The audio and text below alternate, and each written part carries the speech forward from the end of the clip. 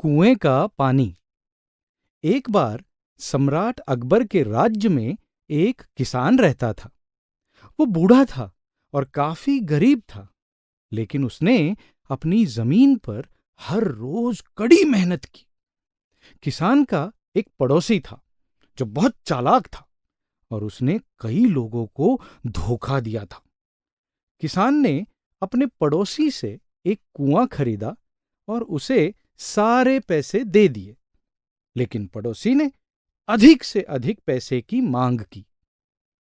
उसी दिन सम्राट अकबर अपने राज्य में नदी के किनारे टहल रहे थे। उनके सबसे बुद्धिमान मंत्री बीरबल उनके साथ थे। नदी के किनारे ठंडी हवा चल रही थी और वे दोनों बहुत खुश थे। बीरबल अपनी दिलचस्प कहानियों के साथ सम्राट अकबर का मनोरंजन कर रहे थे। तभी एक किसान और उसका पड़ोसी उनके पास शिकायत लेकर आए। किसान सम्राट अकबर के चरणों में गिर गया और कहा, महाराज, मैंने इस आदमी से एक कुआं खरीदा था और अब वो चाहता है कि मैं पानी के लिए भुगतान करूं। यह सही है महाराज, पड़ोसी ने कहा। मैंने उसे कुआं बेचा था, उसके अंदर का पानी नहीं।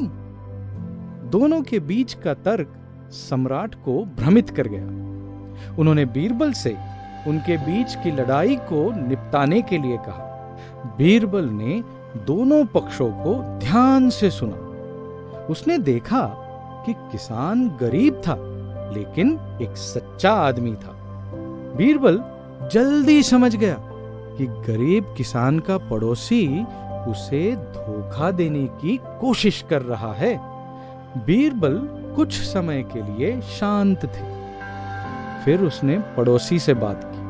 बीरबल ने कहा, मैं समझता हूं कि आपने इस कुएं को किसान को बेच दिया है, इसलिए कुआं अब उसी का है।